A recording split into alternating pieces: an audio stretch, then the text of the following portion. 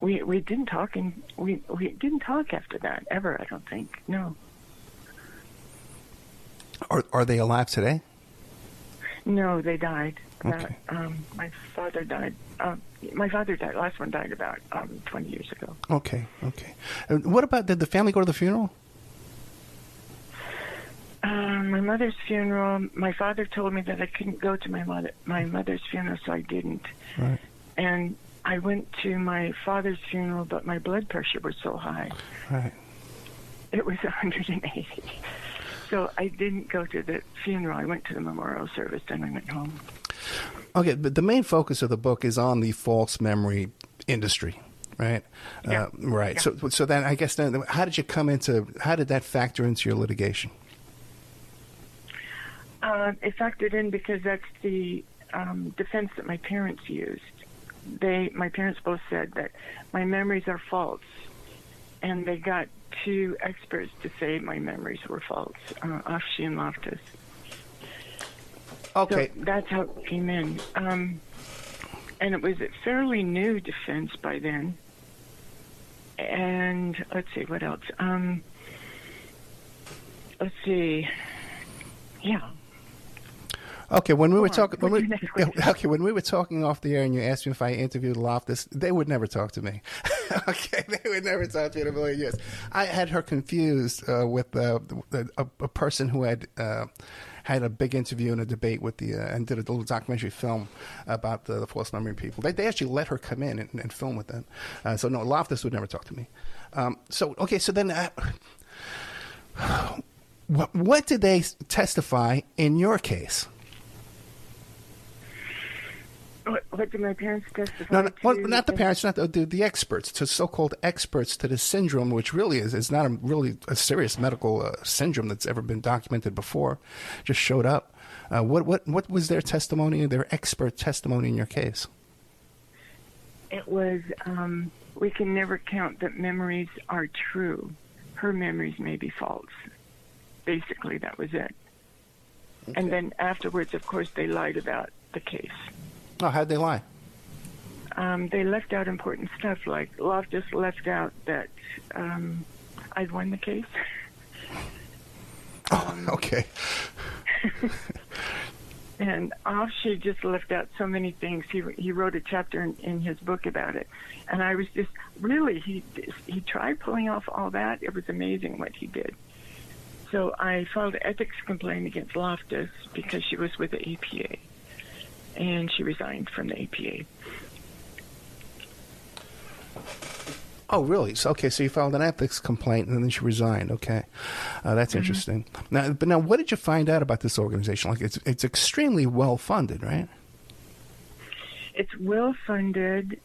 Over the course of its lifetime, it was funded $7.75 million, and that's a lot of money for a defense. And it was also a charity, so it was all deductible. So here were accused child molesters established a charity so that they could promote a defense for themselves. And how they ever pulled that off, I'll never know. Let's see, the first thing they had to do was come up with a defense. So they came up with a couple of ideas. They gaslighted the victim. This was early on. They gaslighted the victim. Or Loftus said the memories were suspicious. Loftus said they were caused by hatred and revenge. And she also said they were planted by therapists. And planted by therapists is the one that worked because the Washington Post headlined it. So that became their defense, planted.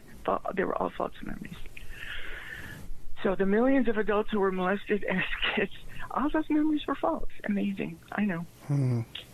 Is that what they said in your case, that it was planted by a therapist? Yes. And that... No, wait, Loftus always speculates. It could be that they were planted by therapists, her therapist. She never says they were planted.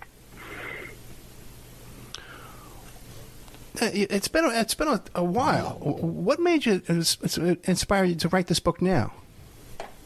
Well, yeah, that's a good question. I kept taking notes, and the first time, it was so interesting to me. I think I used to be Nancy Drew fan. I don't know. I should have been a detective, but I got to be a detective when I was investigating all this. And eventually, I just started presenting at conferences. I presented data, and people they were kind of interested, but they weren't interested. And at the conference number 17, I told the whole story of the False Memory Organization, how they started, what they did, where they were, and I got a standing ovation. So I decided to write a book. So that's why the book. I started writing the book in 2019. And it's only been out about a month, so the ink's not even dry yet. And great reviews too, by the way. 5 out of 5. Yeah, great reviews. And everyone kind of says, "Hey, this isn't a sensational book. This is a very scholarly piece of work here." I was very impressed. But how did the false memory syndrome get started? What was their first case? Their first case must have been Jennifer Fry. What was their first case? It was when Jennifer Fry accused her father. And now, that case never went to court. I'm trying to think. I'm not sure I know what the first case was. Was it mine? I don't think so. But the first case that went public was Jennifer Fry. Now, did her father have a lot of money? He was a college professor. Yeah, she didn't sue him though. Okay.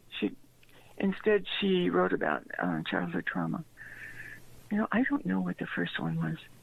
I'm just curious, like, did he have enough money to fund this organization? Now, you said that this organization gets donations as well as charges a fee for testifying. Do we have a list of their donors? People who are donating to this?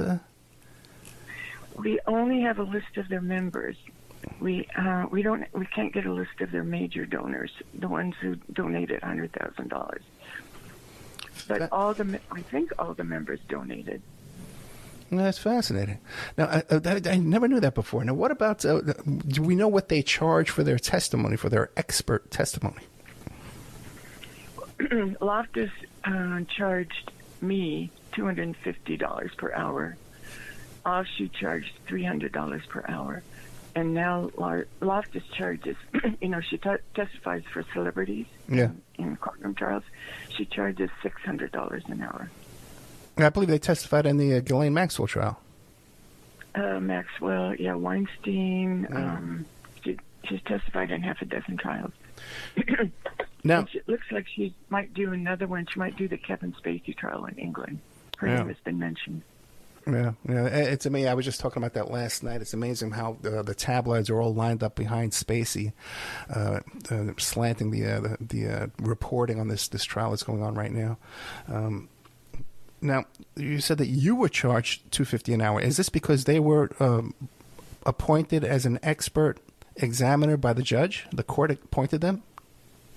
My parents hired them, and I had to pay them for a deposition. My parents paid for the rest of their time. Okay. Oh, so you deposed them? Yeah. Gotcha. Okay, gotcha. So okay. I paid Loftus about $2,500 and Offshoot about $3,000. About. Okay. Now, what about since you in the period of time from the litigation to before you wrote the book? Did you have any contact with Offshoot and Loftus? No, I've never met them. I've never talked to them. Now, what about since the book's been published? Any kind of repercussions come after you? I would like to say not yet. No, nothing has happened. There's been no repercussions, but it's only been a month. Right. No. But what about like online commentary, trolls, stuff like that? Have you noticed any of that yet? I have noticed a lot of that in the past, but not since the publication of the book. I even looked online last night. I didn't see anything about me. But it wouldn't surprise me if it showed up today. Negative review. Yeah, I got reviews on my book on Amazon. People admit they never bought the book. They're reviewing the book. I wouldn't buy this book. It's fascinating. Yeah. I know, and that's one guy was from the West Memphis 3 fan, So, but But you've noticed that in your past that there does seem to be an organized troll network that is fascinated by this topic and agitates the different message boards around this type of topic. What did you call it? An agitated troll group? Is that what you said? Yeah, like it seems like any of these cases, you just got West Memphis 3, capturing the Freedmans, McMartin. There's a huge group of trolls online, bickering back and forth, and kind of causing disruption and chaos around the sober discussion of these topics. Have you noticed that? I like that term. Yeah, exactly. Yeah. Let's see. After I filed the ethics complaint against Loftus, I was trolled for about 3 months. The funniest, I finally had to laugh. I admit it. When someone called me a bimbo, and I thought, I am so not a bimbo. And after that, I pretty much laughed at them. I thought they were funny. Yeah. And that's been my attitude. It's been what I tried to have as my attitude ever since then. Humor. Yeah, I hear you with that, but still, it causes confusion. It causes confusion over very serious topics. Now, to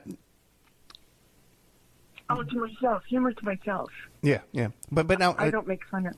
While you haven't experienced any repercussions yet, they are known to sue people who have complaints about them. Yeah, Loftus actually hasn't sued anyone, but my book is at LLC. Right.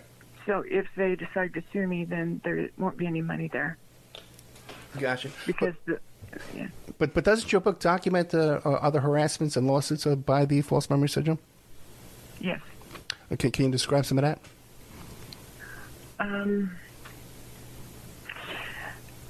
One of them was Judith Peterson. She was a psychologist in Houston, Texas. She got some of the worst of it because they wanted to make an example of her. They wanted to show that a therapist could be sued criminally, and if found guilty, she and her co-defendants would end up in prison for the rest of their lives. Wow. Yeah, but their attorney, Judith's attorney, was so darn good, and he did so much research that he was able to dismiss the accusations against the defendants. Yeah. Yeah, so they, and that was much of it. After that, they kind of quieted down a bit. Another one was Buddy Braun.